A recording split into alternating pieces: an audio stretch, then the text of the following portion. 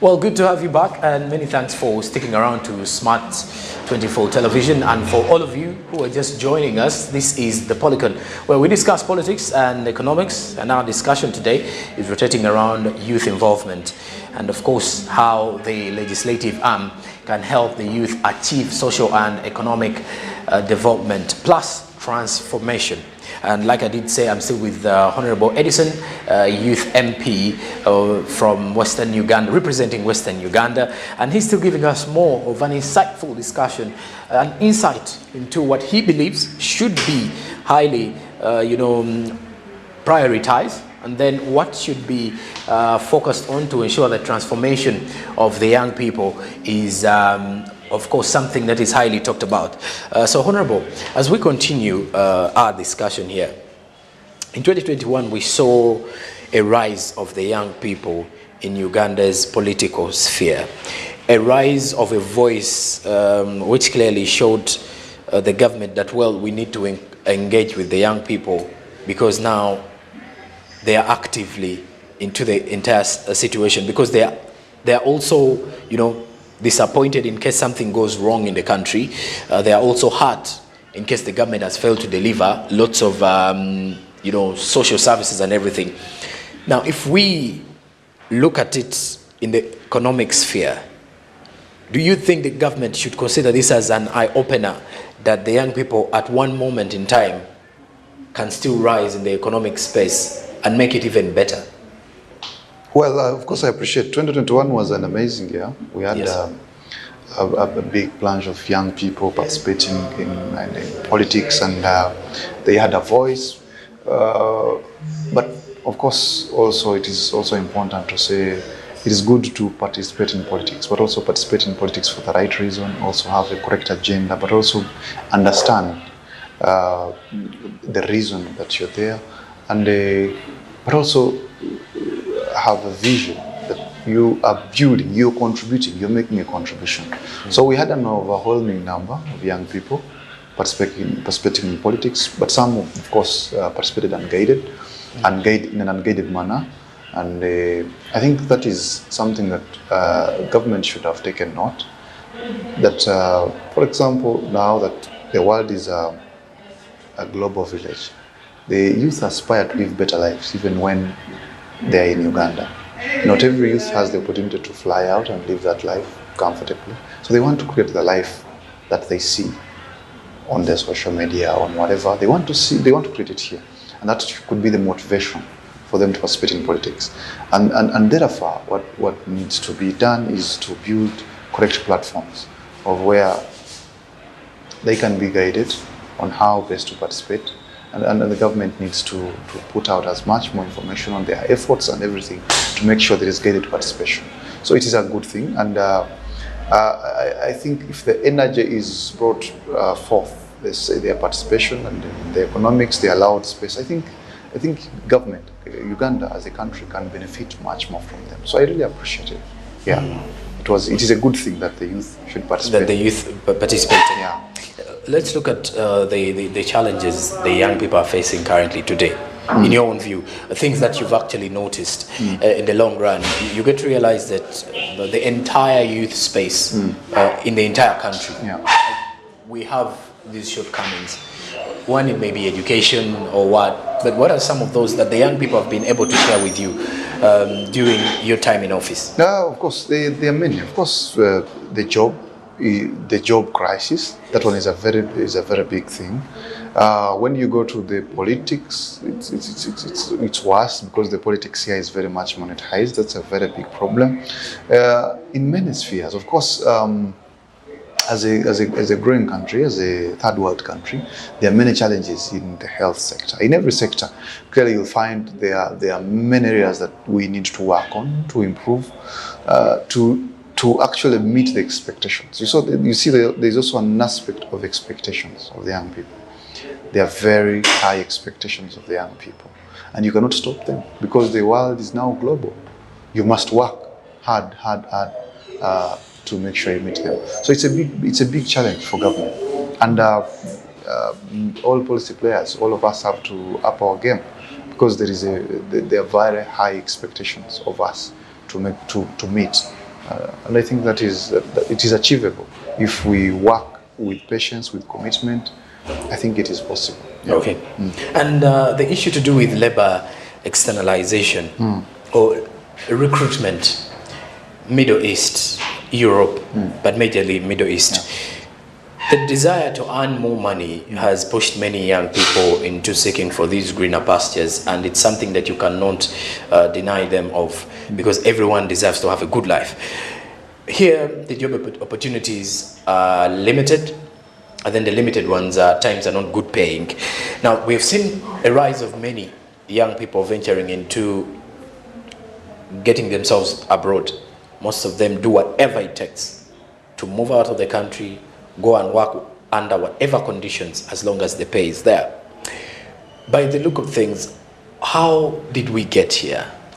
And how are we going to reduce on this? Because it does not seem like it will come to an end eventually, because it has been there for quite some time.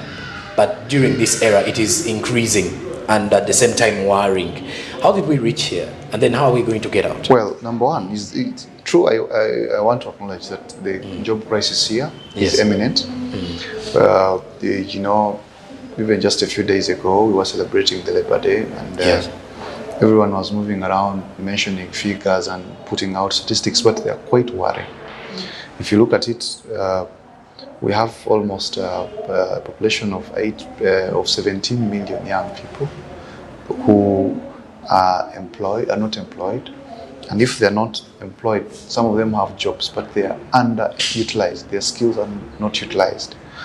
And if you look at it, if really we wanted to get out of this, we would have to at least create around 1 million or more jobs every year to make sure we solve the job crisis, and which is almost impossible. Even any first world country would not manage to easily create 1 million jobs. So it's quite a big challenge, but also you best appreciate that there have been priorities of government over time.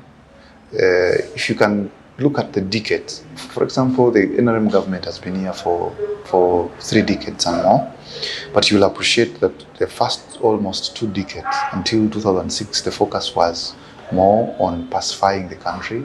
So much more resources were going into pacifying the country, making sure that there is there is stability in the country until 2006. And then 2006 to until 2021, recently, the shift and the priority of government was making sure that putting in place infrastructure, making sure that there are roads, there is electricity, that there is water. So that has been taking much more of the resources of government. But also now, you'll appreciate that since 2021 up to date, there has been a shift of government priority. Now the priority is creating industry, ensuring there is value addition, all hinged on one aspect, creating jobs. And I'm someone who has appreciated over time that what this government focuses on really achieves exceedingly well. For example, if you consider the first 10 years, they concentrated on pacifying the country. Today we export security in how many countries? We export it in Congo, we're in Somalia, we are in almost all our neighboring countries, exporting security. If you look at the infrastructure, we are doing well. Yeah, the roads things that you put in place and then they collapse and create potholes. But you can see there was first, the initiative is that the road is there. And Uganda, by 2021, you'd run from border to border with a lot of ease. So that one you give them credit. Now, I am very much hopeful that it may take us 10 years, it may take us maybe 15 years or 20 years, but it is the right priority that government is focusing on. But maybe what is needed much more is the momentum, is the youthful energy to be involved in all this, in solving this crisis, because the elders may not solve it on their own. They need much more young energy, they need more creative ideas to make sure actually, because you not only approach it by going the industrial route only, you will need to get the ICT, you need to do the industries, but all these major 2 sectors have to be focused on simultaneously. So I think over time, we shall achieve it. But in the meantime, that we are not yet there, that is where the recruitment, the externalization of labor comes in as an opportunity, as a sector that needs to be focused on and made right. So the young people, of course, now are desperate. They need a better pay, they need a better job. And that is where I've been saying government needs to take heed of this and appreciate and say, yes, in the moment, we do not have enough job opportunities. So what we ought to be doing is supporting as many young people as possible to get good paying jobs in the other worlds that have the jobs available, streamline the whole sector, make it good enough, ensure there are safety catches, there are guarantees for the lives of those who go to work. And the good side effects of this will be best seen 10 years from now. Because every young person who leaves this country and goes to work, let's say, in the Middle East, Yes. first, what changes is the mindset. The attitude towards work changes. They are forced to do harder things, to do them in a very difficult environment. And you will best appreciate that when these young people come back in Uganda, of course they have interacted with better technology than we have, and they have had to survive in hard, and their attitude has changed completely. So we shall reap more from these young people best. But now what we ought to do is support them, put the safety guards in place, and make sure the sector is running smoothly. Okay. Support as many as possible to go. That in the 10 years when they are retiring back home, they are coming back with a whole different attitude and approach to work. I think that can best work. Okay. There's a worrying situation that I think we need to discuss about.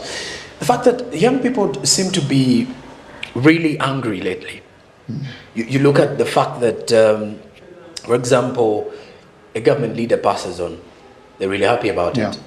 And it puts us in a situation whereby are they looking at the leaders as a blame card for the failure of certain things in the economy, and how are we going to ensure that this does not proceed in an era that seems to be very violent? Definitely nature should teach us that no matter what, death is unto us all. So in no way can I or any other person beat them when they are growing in age. No one should ever celebrate death of another, because it is after all of us, whether better placed or not. Okay. So death is what we face. So celebrating it is I think a matter of moral decadence. But you also must understand their perspective. That people are frustrated. True. And they have very high expectations, but the expectations are not being met. Okay. So you must understand that that is frustration. So they have high expectations and these are not being met. So thus they have to behave that way. So I think it calls for all of us to up our game, especially in meeting the expectations of the young people. So I appreciate their frustration, but I also want to emphasize that they need to also understand that moving in the right direction is easy. It is not running so fast that will get you where you want, but a few steps in the right direction should mean a lot to the country. Okay, 10 years from now, if you're to look at, we have a vision 2040. The vision is clearly having also the young people getting quality jobs and being employed, being involved. Everyone is into the money economy, as the president is pushing for all these agendas as well. When you look at the next 10 years rather, the next decade for Uganda, where do you think the young people can be well positioned? And then how do you think we can involve them in decision making? Well, of course they need to increase the involvement of the young people in decision making. Okay. But in the next 10 years, there are things that, of course, government is already doing. The issue of encouraging FDI and all that, it is much appreciated. But of course, there are very, very grey areas that we need to appreciate. For example, like as I earlier mentioned, investment in IT, because the world is moving so fast. So much is going on. So much change is taking place. So that is a very strategic position that government needs to focus on. And I think the vision 2040 is achievable in the next 10, 15 years. It is very much achievable if you create the jobs. But one thing that all policy players have to understand is the approaches of creating these jobs. If we go with this whole mentality of we shall catch up with time, well, we are likely going to lag behind. So what we should be taking the great leaps. We should leap forward so much fast, catching up with.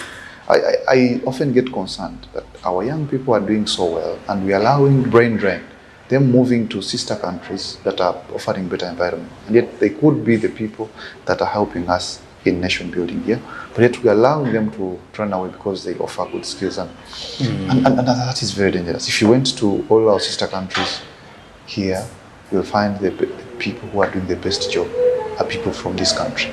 And it is very hurting. So I think if we want to achieve it in the next 10, 15 years, in the next decade, we need to invest in these two sectors simultaneously. If we are going to agro-industrialize, then we must also invest heavily in the ICT sector, position ourselves, because the tech world is going to be the leading job creation sector.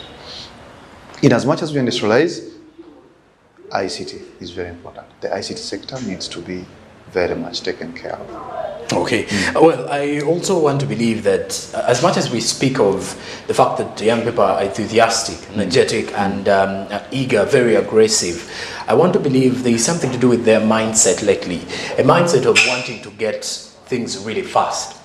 Yeah. And it's so common with the current generation. It has forced many into various criminalities, including drug abuse, mention a few, let's say, gambling, betting, which has become really addictive to the young people. How then are we going to create a room for one, mental health awareness, and then the mindset change that definitely needs to change? Well, there is a lot that needs to be done, especially the pressures that the young people are putting themselves on. The pressure is quite immense, but some of these roles are not entirely state roles. There is need to, and I think that is why I appreciate the steps we have taken, especially in ensuring we safeguard the unit of our society, an African society. Especially you have seen our stances on the whole aspect of anti-homosexuality, and those are very much important, because we are making a statement that there are roles that government will not play. Okay. Like managing, mentoring.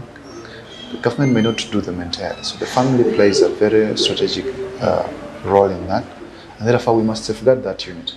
So the pressures that the young people are having, I think whereas government fights to meet some of the expectations, but the impatience, the temptations that the young people are having, I think those can be best shared roles of government, but also family and community as well. Okay. Young people need to be talked to. We need to be talked to and told that you can achieve with time. When you want something good, it takes time to get there. You don't get it overnight. You don't get it in a minute. You don't get it in a snap of a finger. You need to work for it over time. So I think it will need a lot. Whereas government does the mindset and mindset change, which is now a very important pillar in the parish development model. It is important, but there is a very also important role that the family has to play. That is why, as we push for this pillar, that we are also working hard to safeguard the family. Place.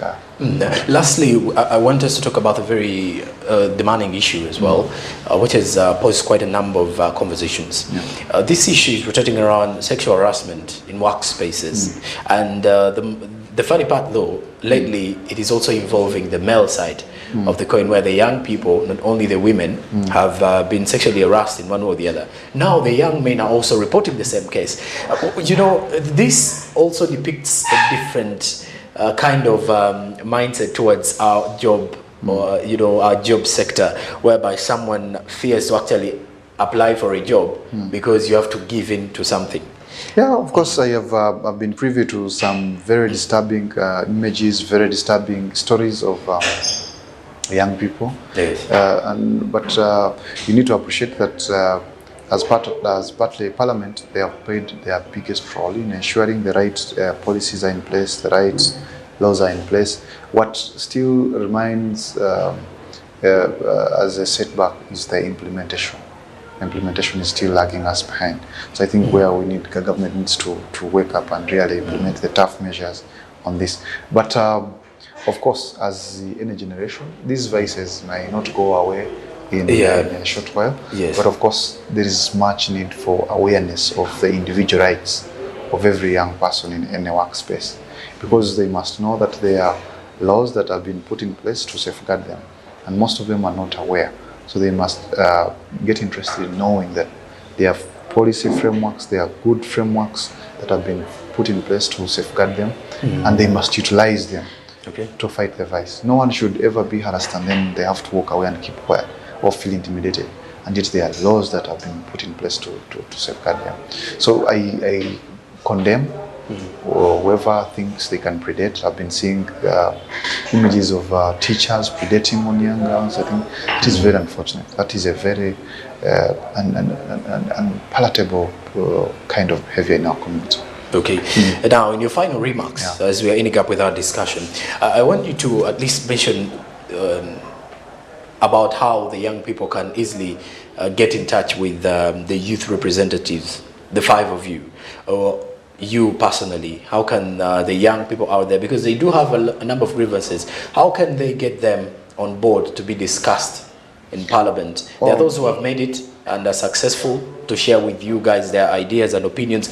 Then what should the rest do in case they want to, share with you? That is in 2 minutes of your final submission. Well, thank you so much. One is life has been made easy now. Okay. That young people can now, I'm seeing how we are evolving greatly now with the birth of the social media. And you've seen, I think in the next years, it is not going to be about going to the streets to protest something wrong. I think we shall be able to sit back and use our wars. Fight the wars on media. Yes. And one thing that every young person must understand is that all the leaders are now on social media. True. And if you have they easily reply, by the way. Yes, and if you followed very well, the young people are setting the agenda through social media. True. So I think if the agenda is right, the government will follow. If the agenda is right, I will get interested. I'll be there. I'll listen in. I'll respond. I will give my contribution. So the agenda has to be right on social media. If used very well, we can discuss with any person, any corner of this country. We can be able to discuss. So these avenues are being created even with our everyday technology that we're moving around with. So I think it is possible. It is possible to reach out to me. It is possible to set up any agenda, and you will have a leader, any person, be it me, be it any representative in government, on that agenda and supporting it. Yeah. Oh, okay. Your final remarks to the young people. Thank you very much. And I have to emphasize again before I leave that it is important that the young people consider that what is most important in life is strategic positioning of self. The opportunities can be there, but someone must move out of their comfort, look for the right information, and benefit from any opportunity that is provided for. I earlier mentioned the changes that will take place in this year, starting June, when government starts implementing the reservation and preference schemes. Those are things that someone needs to jump on and grab. There are government programs that the government is putting in place, the presidential industrial skilling hubs, the TVET opportunities to go and get a skill, the opportunities that are there of providing credit, the livelihood fund, the parish development model. All these are initiatives of government intended to help young people. But then government will not push you. No one will push you to go and benefit. It has to be a drive from an individual to go and benefit.